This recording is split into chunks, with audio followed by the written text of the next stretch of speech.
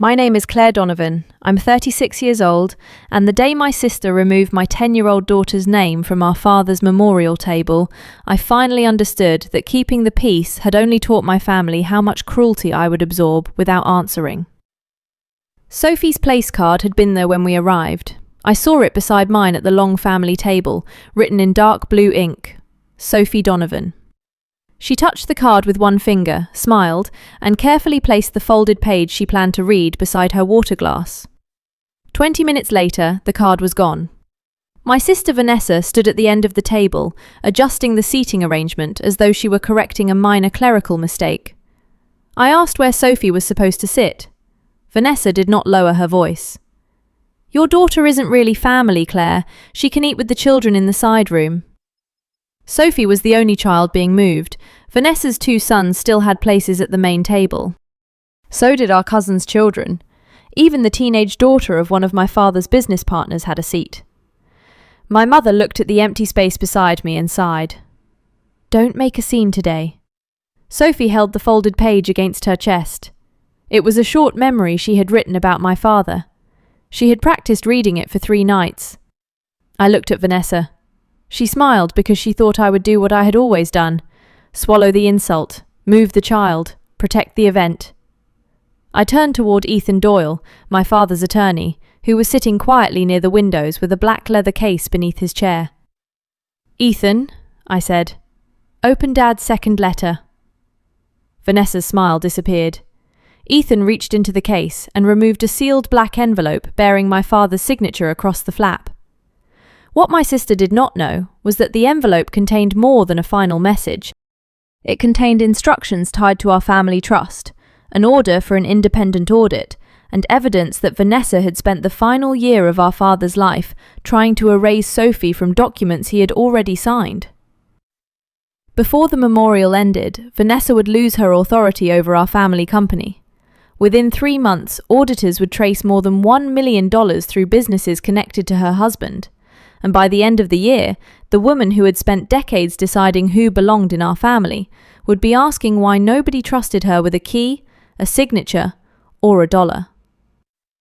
Before I tell you what was inside that second letter, tell me where you're listening from and what time it is there. I still wonder how many families have an empty chair that was created on purpose, then blamed on the person who noticed. My father, Thomas Donovan, founded Donovan Freight and Storage when he was 29 years old.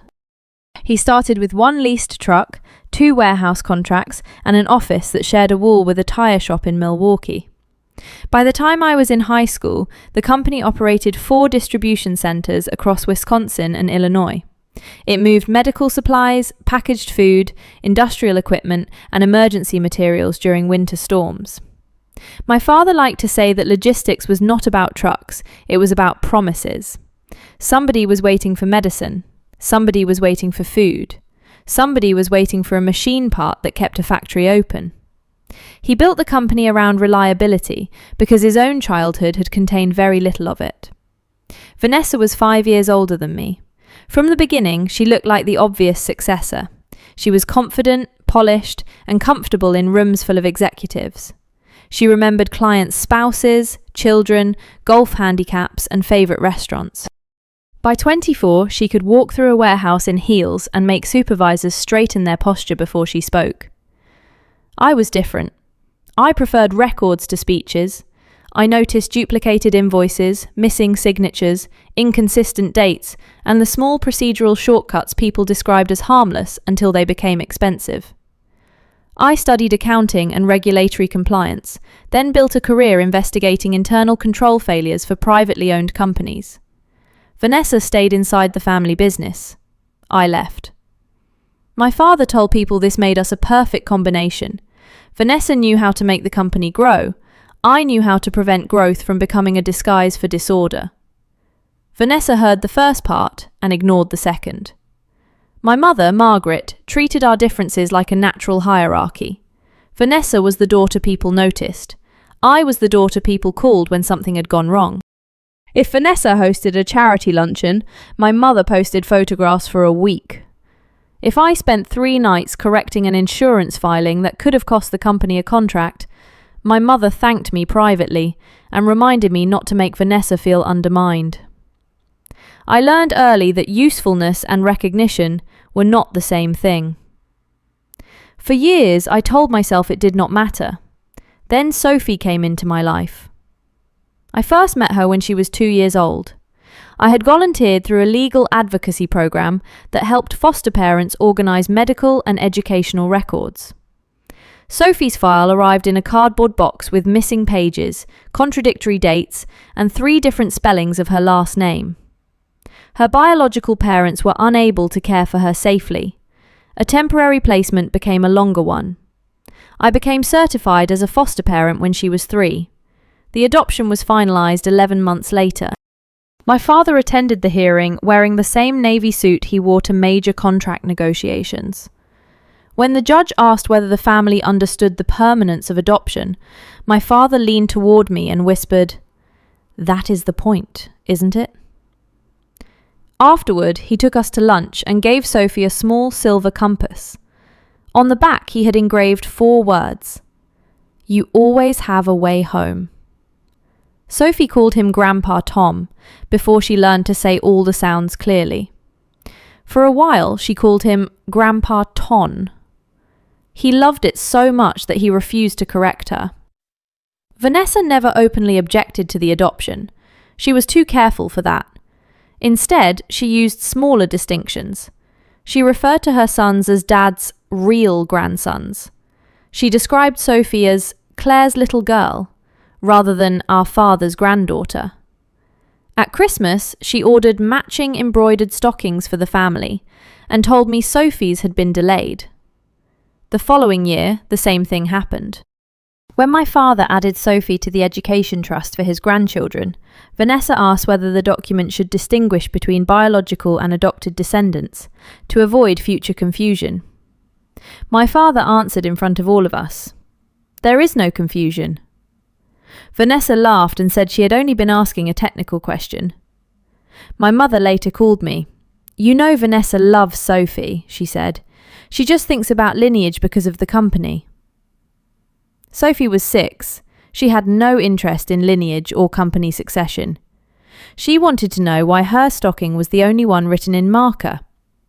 I bought her a better one and said the others had made a mistake. That became my pattern. I translated deliberate exclusions into accidents. I softened comments before they reached her. I created explanations that protected Sophie from pain and protected my family from accountability. My father was the one person who rarely asked me to do that. He included Sophie naturally. He taught her how to read road maps even though she had never known a world without phone navigation. He showed her photographs of his first truck.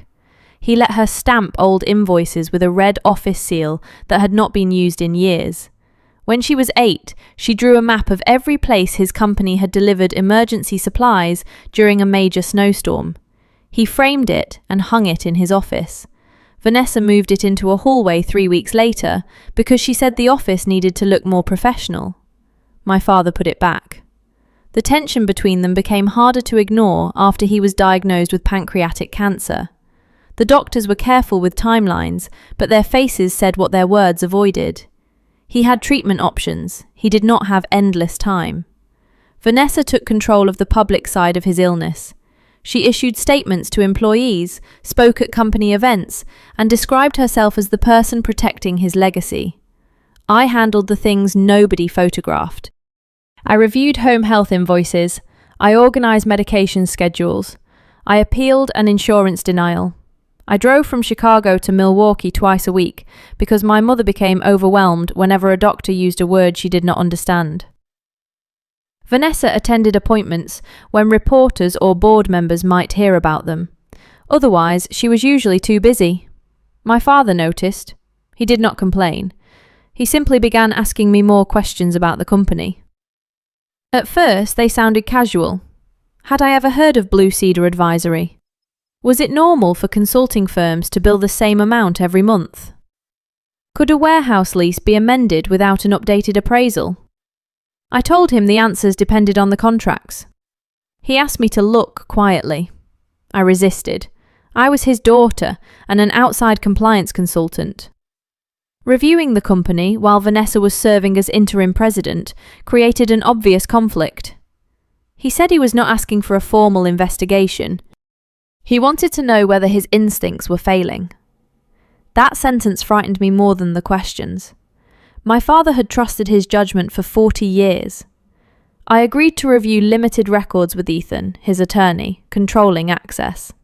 The first irregularity involved Blue Cedar Advisory. The company had billed Donovan Freight $92,000 for route optimization over 8 months.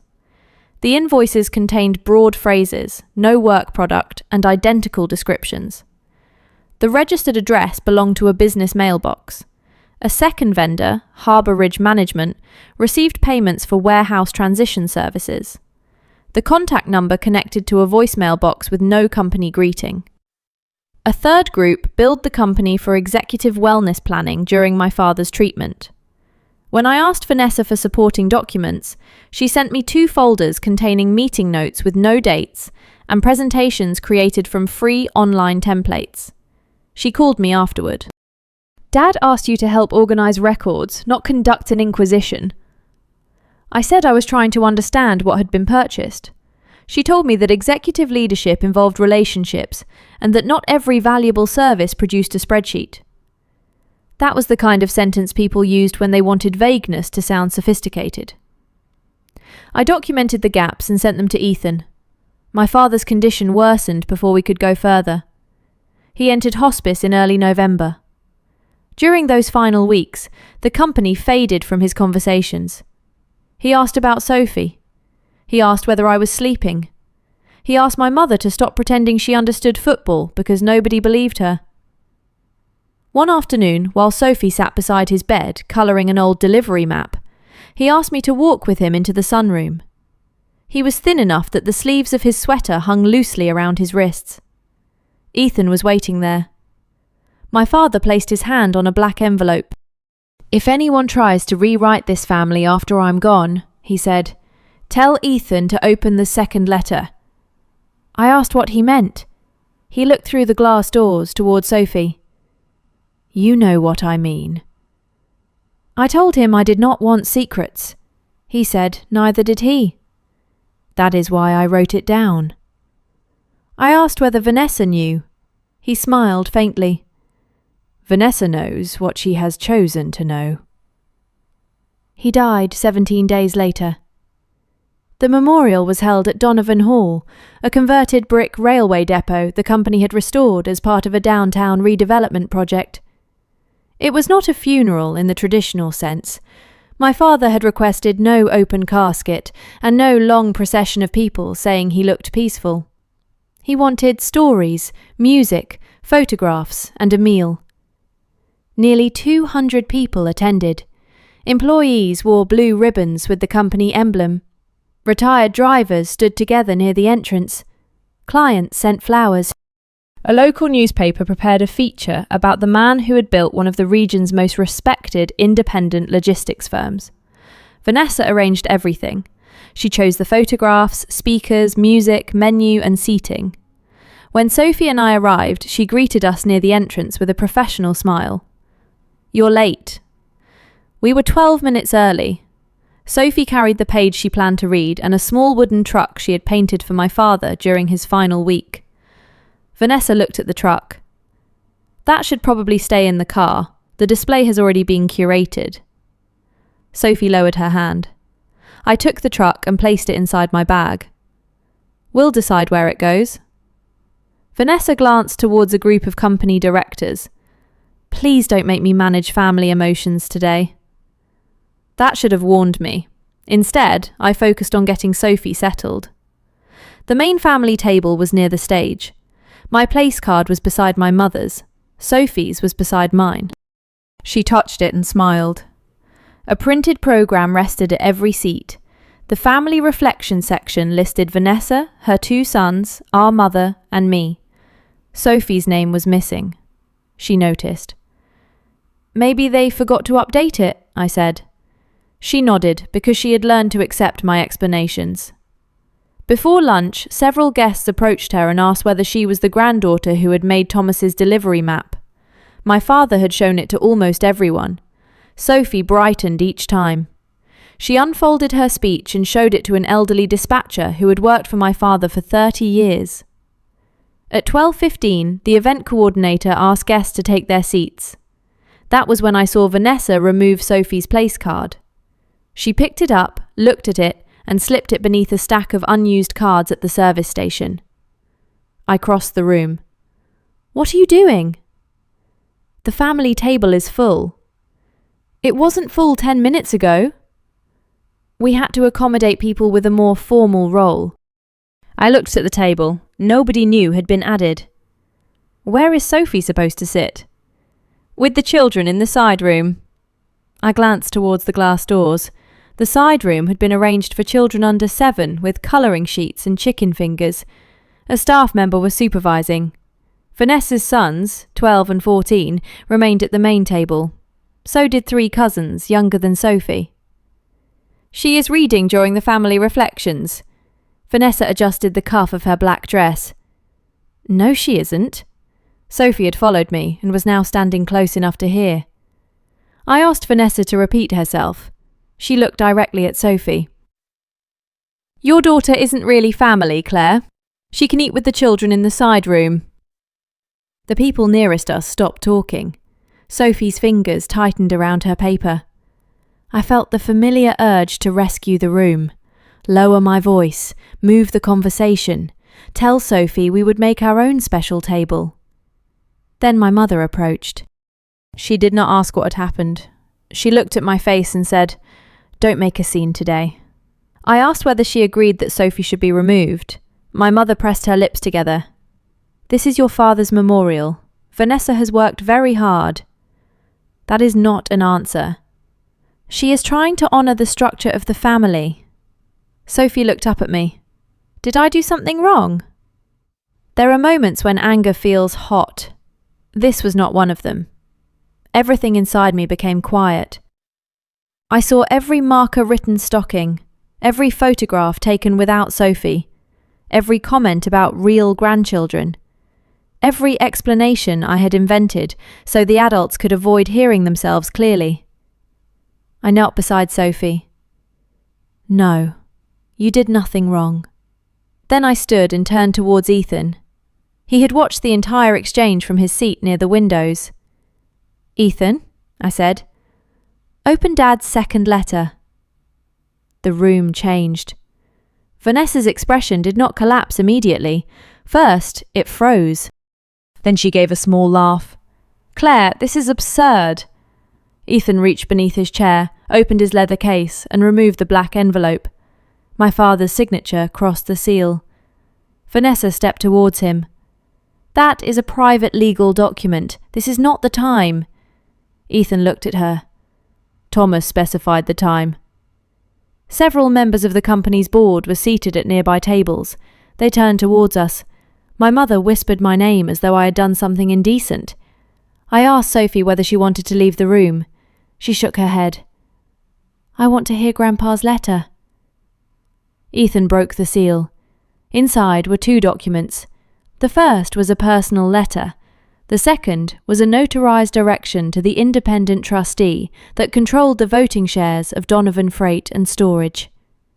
Ethan began with the letter. "My daughters," he read, "if this is being opened, then someone has attempted to define our family more narrowly than I did." Nobody moved. Ethan continued. "Sophie Donovan is my granddaughter. Her adoption does not make her temporary, secondary, conditional, or less deserving of the love and protection extended to every child in this family. Any person who treats her otherwise is not defending my legacy. They are contradicting it." Sophie stared at the floor. I placed my hand on her shoulder. Vanessa interrupted. "This is sentimental language. It has nothing to do with corporate governance." Ethan raised the second document. "This does." He explained that 6 weeks before my father died, my father had amended the governance instructions attached to the family trust. The trust owned 51% of the company's voting shares. Vanessa had been serving as interim president, but she did not personally own controlling authority. The trustee had allowed her to exercise delegated voting rights while my father was ill. Under the amendment, those rights would be suspended if credible evidence showed that a family beneficiary had been deliberately omitted, misrepresented, or pressured out of a trust benefit. An independent audit would then begin before any permanent leadership transfer occurred. My father had also appointed Ethan and me as joint audit liaisons. I could not conduct the audit because of my family relationship, but I had authority to select an independent firm with the trustee. Vanessa looked from Ethan to me. "You knew about this?" I knew there was a second letter. I did not know what it contained. She turned to the board. "This is manipulation. Dad was heavily medicated." Ethan had expected that. He removed a physician's capacity statement signed on the same date as the amendment, along with the names of 2 independent witnesses. My father had not signed it during hospice sedation. He had completed the amendment after a medical evaluation, before his final decline. Vanessa said the amendment still had nothing to do with Sophie's seat at a memorial. Ethan opened another folder. 3 days before Thomas entered hospice, you emailed the trust administrator and requested that Sophie be removed from the beneficiary schedule because she was not a biological descendant. Vanessa's face changed. My mother looked at her. "You did what?" Vanessa answered without looking away from me. "I asked a legal question." Ethan read from the email. "I recommend correcting Schedule C before Claire notices. Sophie is not a lineal descendant, and there is no reason to complicate the family trust with an adopted child who has no connection to the company." The silence after that sentence was different from the silence before it. It was no longer uncertainty. It was recognition. Sophie's place card was not a last-minute decision. The memorial was not the first time Vanessa had tried to remove her. It was simply the first time she had done it in front of people, who could no longer pretend they had misunderstood. Vanessa crossed her arms. "The trust should protect blood descendants. That is standard." "No," Ethan said. "It is not standard when the trust document names Sophie individually." My father had amended the education trust 2 years after Sophie's adoption. She was listed by full legal name. Vanessa had not been clarifying anything. She had been trying to override a decision she disliked. I asked the event coordinator to return Sophie's place card. The woman retrieved it from beneath the unused cards and brought it to me. I placed it back beside mine. Then I looked at Sophie. "Do you still want to read your memory?" She swallowed and nodded. Vanessa said we should postpone the family reflections until the legal confusion was resolved. I ignored her. Sophie walked to the front of the room, carrying her folded page. She was small behind the podium. For a moment, I thought she might be unable to speak. Then she looked at the photograph of my father on the stage. "My grandpa taught me how to read a paper map," she began. "He said every road matters because somebody is waiting at the end." Her voice shook once, then steadied. She told the room how my father let her stamp old invoices, how he kept her drawing in his office, and how he called her whenever a truck carrying emergency medicine reached a town during a snowstorm. She finished with a sentence I had not heard during practice. "He never made me prove I was his granddaughter. He just acted like I was." Several people stood when she stepped away from the podium.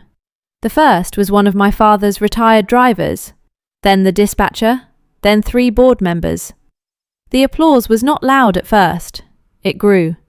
Vanessa remained seated. My mother covered her mouth. I did not feel victorious. I felt ashamed that a 10-year-old child had needed a room full of adults to confirm something her own family should never have questioned. The memorial continued, but the atmosphere never returned to what Vanessa had planned.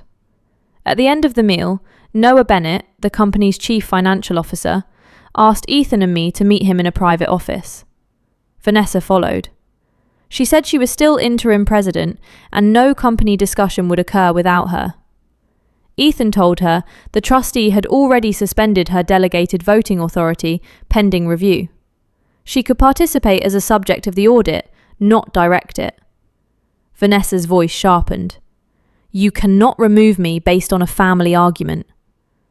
Noah looked exhausted. This isn't only about the family argument. He placed a set of printed account summaries on the desk. During my father's final month, Noah had questioned several vendor payments. Vanessa told him they had been personally approved by Thomas. Noah requested supporting documentation. He never received it. 2 days before the memorial, he learned that one approval had been entered, using my father's electronic credentials, during a period when hospital records showed he was receiving continuous sedation. Vanessa said executive assistants often entered approvals on behalf of leadership. Noah asked which assistant had done it. She did not answer. I recognised 2 vendor names immediately: Blue Cedar Advisory, Harbour Ridge Management. The same companies my father had asked me to review. Vanessa looked at me and understood that the second letter had not created the danger, it had released it. She said I had been waiting to take the company. I told her I had no intention of becoming president. She laughed. Of course you do. This has always been about jealousy. If the records are clean, I said, the audit protects you too. That was the moment she should have stopped talking. Instead, she said, You think you can understand every decision from a spreadsheet? Some reimbursements had to be routed outside the standard system because Dad was too sick to keep up. Noah's eyes narrowed. What reimbursements? Vanessa looked at him. The room went still. She had referred to reimbursements before anyone had accused her of taking any. She recovered quickly. I mean, normal executive expenses. Ethan wrote something on his legal pad. Vanessa pointed at me. This is what she does. She takes a sentence and builds an accusation around it. No, Noah said quietly. Invoices build accusations. Missing records build accusations. Using Thomas's credentials builds accusations. Vanessa left the office and slammed the door hard enough to rattle the glass. My mother called me that night. She began by asking whether Sophie was all right. Before I could answer, she said Vanessa had been humiliated publicly and needed support. I asked which daughter she was calling to support. That is unfair. No, Mum, unfair was watching Sophie's name get removed and telling me not to make a scene. She should not have said that. But she did. She was grieving. So was Sophie. My mother's voice became softer. Your father would not want the company destroyed. The company is not being destroyed. Its records are being examined. Vanessa has given her whole adult life to that business. That does not make the business hers to use. My mother said I sounded cold. I ended the call before I returned to the old habit of making her comfortable. The independent audit began the following week. To avoid any appearance of bias, I recommended 3 national firms and allowed the trustee to select one. They chose Armitage Forensic Advisory, a firm with no prior relationship to me, Vanessa, or Donovan Freight. I provided the notes I had prepared for my father. Noah supplied the company records. Ethan preserved the trust communications and electronic approvals. Vanessa hired her own attorney and refused her first 2 interviews. Publicly, she described the situation as a disagreement between sisters following an emotional funeral. Privately, she began calling relatives. She told them I had used Sophie to manipulate a dying man. She claimed I had adopted a child because I knew my father would leave money to his grandchildren. That accusation reached me through a cousin, who called to ask whether I wanted to explain my side. I asked whether she had called Vanessa to ask why she had tried to remove a named beneficiary. She had not. I declined to participate in a family debate. Then Vanessa posted a statement online. She did not mention the audit. She wrote that grief had caused certain relatives to weaponize private estate matters, and that she would continue protecting the company from people who had never sacrificed to build it. Former employees began sending the post to me with comments. Some were supportive, others asked whether I was really trying to seize control. I saved everything and said nothing publicly.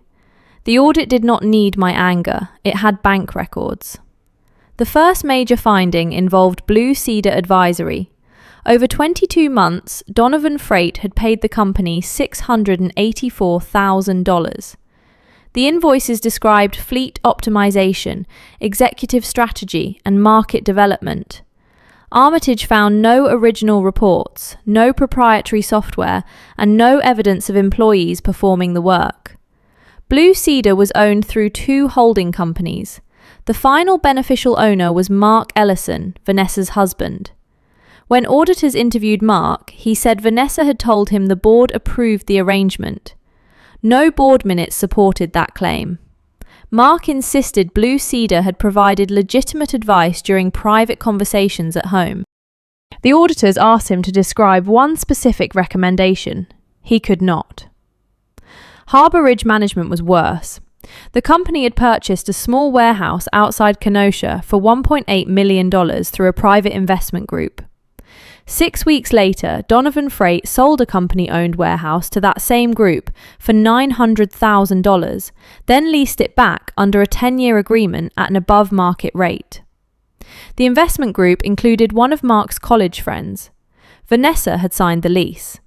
My father's electronic approval appeared on the sale authorization.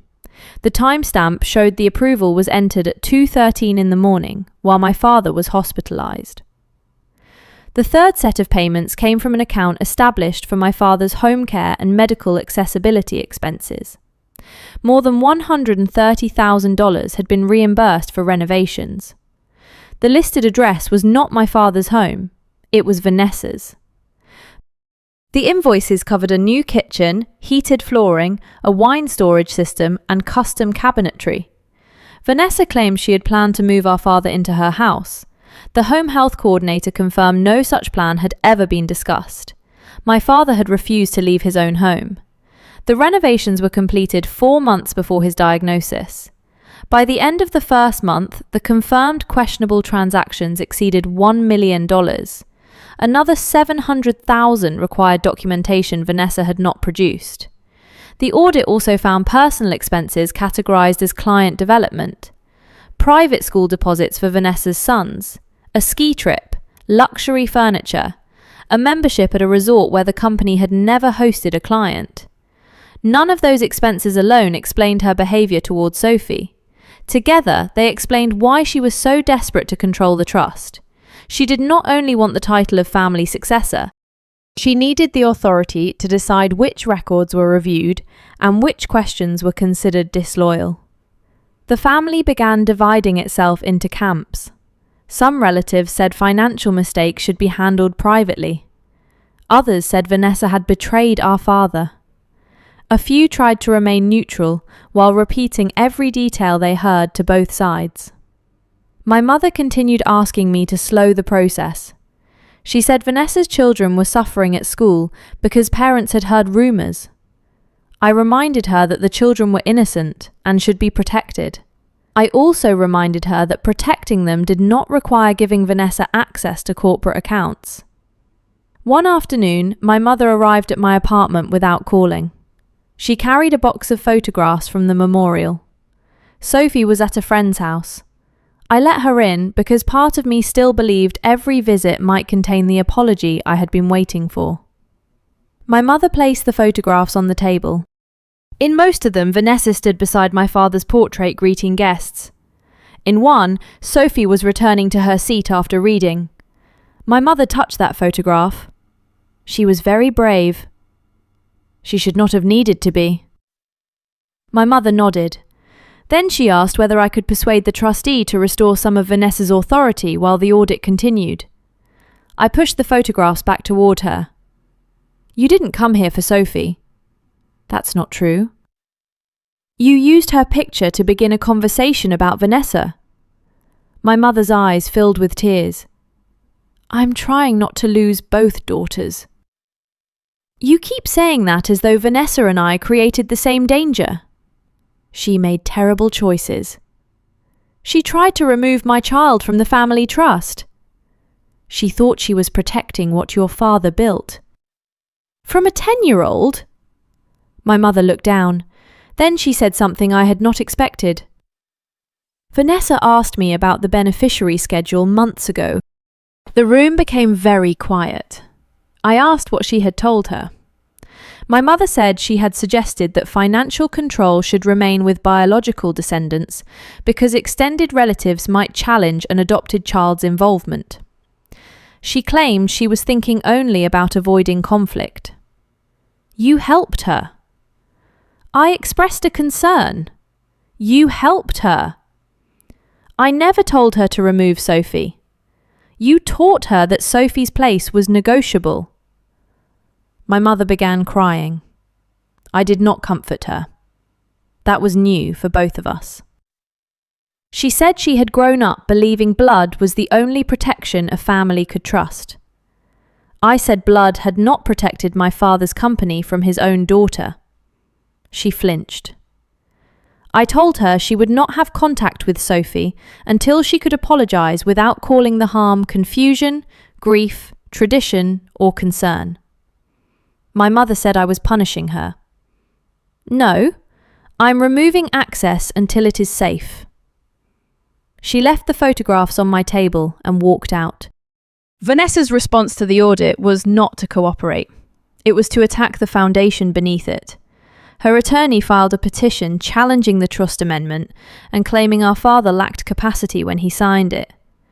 Ethan produced the physician's evaluation, witness affidavits, and a recorded statement my father had made on the day of signing. The recording was not dramatic.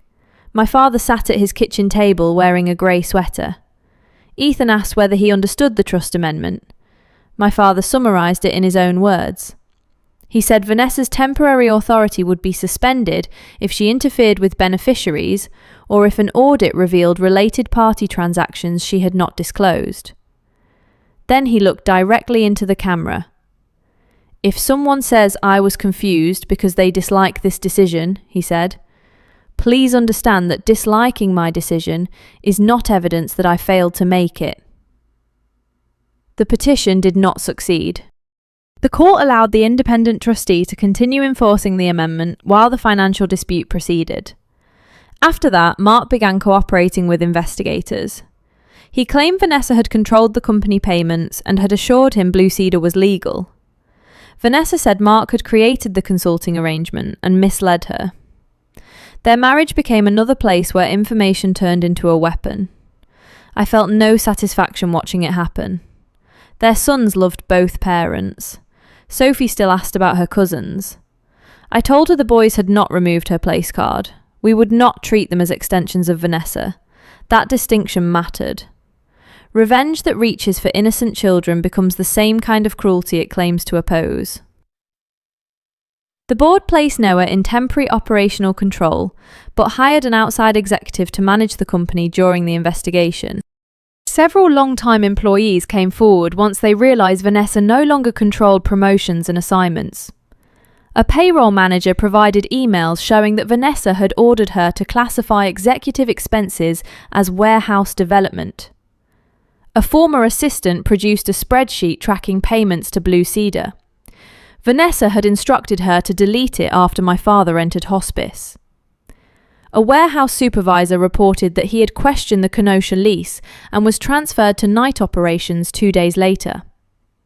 Another employee said Vanessa repeatedly used the phrase family decision whenever someone asked for board approval. Each account alone might have been explained. Together they formed a system. Vanessa had built her authority by making ordinary controls sound like personal disrespect. If an employee questioned her, they were disloyal. If I requested records, I was jealous. If my father restricted her power, he was confused. If Sophie occupied a place in the family, she was an outsider, taking something that belonged to blood. The pattern was the same. Vanessa believed belonging meant ownership. She owned the company because she had stayed. She owned our father's legacy because she spoke about it most loudly. She owned the family because our mother had spent decades adjusting everyone else around her. The audit ended that arrangement. 3 months after the memorial, the board terminated Vanessa's employment for cause. She lost an unvested executive equity award and a severance package tied to clean service. The trustee permanently revoked her delegated voting authority. The company filed civil claims seeking repayment of misused funds. Insurers and lenders were notified of the related party transactions. The warehouse sale and lease arrangement entered litigation. State investigators reviewed the electronic approvals made through my father's credentials. Vanessa gave one television interview outside the courthouse. She claimed a vindictive sister had staged a coup using an adopted child as emotional cover. The reporter asked whether Sophie had been named in the trust. Vanessa said the legal details were complicated. The reporter asked whether Blue Cedar belonged to her husband. Vanessa ended the interview. The clip circulated online.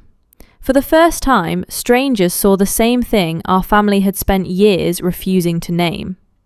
Vanessa did not answer questions. She redefined them as attacks. My mother called the interview a disaster. I told her the disaster had begun before the cameras arrived. My own life did not transform overnight. For several weeks, I slept badly. I checked Sophie's face whenever someone used the word family. I worried that I had turned my father's memorial into the day she would remember being rejected.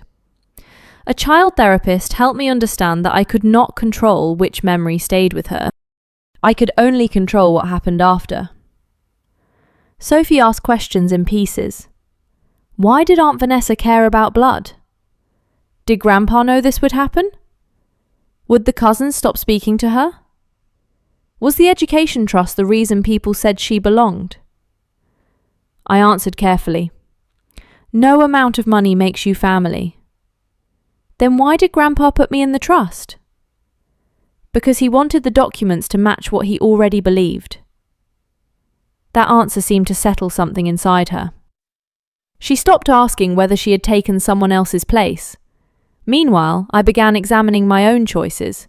For years, I had kept my consulting practice small because my father's company consumed so much unpaid time. Every quarter brought a contract review, insurance issue, compliance question, or family emergency. Vanessa described my work as helping Dad. The company benefited from it. I rarely billed. After the audit began, I stopped providing free services. I accepted a project I had postponed twice, helping a regional food distributor rebuild its vendor approval system after discovering conflicts of interest. The work led to another contract, then another. Within 6 months, I hired 2 analysts and opened a small office in Chicago. I named the firm Northline Compliance. My father used to say the safest route was not always the shortest one. The name felt like something he would understand. I declined every suggestion that I join Donovan Freight as an executive. Some board members believed my professional background made me the natural replacement for Vanessa. That was exactly why I refused. I did not expose a family monarchy so I could inherit the throne. The company needed leadership that did not arrive with childhood loyalties, unpaid resentments, or a mother calling after every difficult decision. The board hired Elena Marquez, an operations executive who had rebuilt 2 family-owned businesses after fraud investigations. She separated vendor approval from payment authority. She required disclosure of related party transactions. She created an anonymous reporting system. She invited employees who had been punished for raising concerns to submit documentation. Donovan Freight survived. It became less glamorous for the family and safer for everyone else. My father's name remained on the trucks. Our last name no longer guaranteed anyone an office. The legal consequences took longer. Vanessa eventually agreed to a settlement requiring substantial restitution and the transfer of assets connected to Blue Cedar. She admitted responsibility for falsified corporate records, but continued insisting she had acted under unbearable pressure. Her sentence included probation, community service, and a prohibition against serving as a fiduciary or executive officer in companies managing trust assets for several years. Some relatives said the outcome was too harsh. Others said it was too lenient. I stopped measuring justice by the emotional comfort of people who had ignored the harm. The money was being recovered. The warehouse transaction was being challenged. Employees were cleared. Sophie's place in the trust was no longer treated as a discussion. Those facts were enough. Nearly 4 months after Vanessa lost her position, my mother asked to meet me at a cafe near my office. She said she wanted to apologise. I chose a public place and did not bring Sophie. My mother arrived early. A folded sheet of paper rested beside her coffee. She began without excuses. I knew Vanessa wanted Sophie removed from the trust. I waited. I told myself it was a legal distinction. I told myself your father could correct it if he disagreed. I told myself keeping Vanessa calm protected the company. She looked at the paper. I kept asking the person being excluded to be more understanding because confronting the person doing the excluding frightened me. It was the first honest sentence she had spoken about our family in years. I asked whether she understood that her silence had not been neutral. She nodded. I helped create the room where Vanessa believed she could say that to Sophie. My mother wanted to apologise directly to her. I said Sophie would decide whether she wanted to hear it. My mother accepted that. Then she asked whether there was any chance I could help Vanessa rebuild her relationship with the family. The old request had survived inside the new language.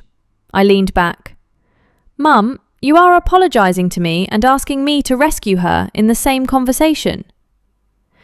My mother closed her eyes. I didn't realise I was doing that. You have been doing it my whole life. She did not argue. That mattered, but it did not repair everything. I told her trust would be rebuilt through behaviour, not one good conversation. She would not use Sophie to carry messages. She would not call Vanessa's actions mistakes when they were decisions. She would not pressure Sophie to forgive. And she would never again suggest that adoption created a lesser family relationship. My mother signed the apology she had written and left it with me. Sophie read it 2 weeks later. She did not cry. She asked whether Grandma could come to one of her school concerts. I said the choice was hers. She invited her. That was how their relationship restarted. Not through forgetting, through one carefully supervised hour in an auditorium full of people. Vanessa did not apologise. The first message she sent me after the settlement said, "You got the company you always wanted." I replied once, "I did not take the company. You lost the authority to misuse it." Her next message accused me of turning Sophie against her. I did not answer. Months later, she mailed Sophie a birthday card containing a $50 gift certificate. The card said, "Family should move forward." It did not mention the memorial. It did not mention the trust. It did not mention the sentence that had started everything. Sophie placed the gift certificate on my desk. "Can we give this to the foster care centre?" We donated it. 1 year after my father's death, Donovan Freight and the Education Trust launched the Thomas Donovan Roots Forward Scholarship. The program supported students from foster, adoptive and kinship families who wanted to study transportation, public planning, supply chain management or emergency services. The idea came from a note my father had left with the trust administrator. He wrote that no child should be told their future mattered less because their path into a family looked different. The first scholarship luncheon was held in the same hall as his memorial. I considered choosing another venue. Sophie asked to return. When we entered, the room looked different. The family table was gone. There were round tables for students, teachers, drivers, warehouse employees, foster parents, and community volunteers. Every guest had a printed place card. Sophie found hers. Sophie Donovan. She picked it up, examined it, and placed it directly in the centre of her plate. Then she reached into her bag. She had kept the original card Vanessa removed from the memorial. I did not know she had it. The corner was bent where someone had pushed it beneath the unused stack. On the back, Sophie had written the sentence from her memorial speech. Every road matters because somebody is waiting at the end. She placed the old card inside the display case beside my father's silver compass and the photograph of his first truck. The new card remained on the table. My mother attended the luncheon.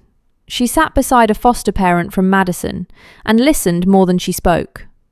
Vanessa was not invited. Her sons were. They came with Mark and sat at Sophie's table.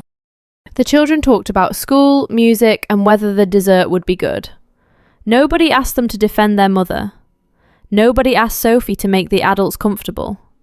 After lunch, the first scholarship recipient gave a short speech. She had spent 7 years moving between relatives and foster homes before being adopted at 14. She planned to study emergency management. She said transportation had shaped her childhood because every move began with a car arriving and somebody telling her to pack. Now she wanted to design systems that helped families evacuate safely during disasters. Sophie listened closely. When the applause ended, she whispered, "Grandpa would like her." I said, "He would." For most of my life, I believed family peace was something the quietest person had to purchase. You paid with explanations. You paid with silence. You paid by moving your chair, lowering your voice, and pretending a deliberate wound had been an accident. My father's second letter did not destroy our family. It exposed the price we had been charging the wrong people. Vanessa lost her position because she misused authority. She lost trust because she treated honesty like disobedience. She lost control of the company because she believed control and ownership were the same thing. None of that happened because Sophie reclaimed a place card. The place card only showed us what Vanessa thought she could remove without consequence. I no longer tell Sophie that cruel behaviour is a misunderstanding when I know it is a choice. I no longer teach her that belonging must be preserved by accepting humiliation. I do not tell her forgiveness is required simply because the person who hurt her shares our last name. Love can leave a door open. It does not have to remove the lock. At the memorial, my sister thought she was deciding who counted as family. She forgot my father had already answered that question. And this time I made sure nobody edited his answer. So here is the question I still carry with me. When one person's comfort requires another person to disappear from the table, is that family peace or is it obedience? Sometimes protecting a family means refusing to protect the pattern that is harming it. Sometimes the most loving thing a mother can do is return a child's name to the place where it always belonged. And sometimes one sealed letter is enough to remind an entire room that blood may explain where a family begins, but it does not decide where love ends.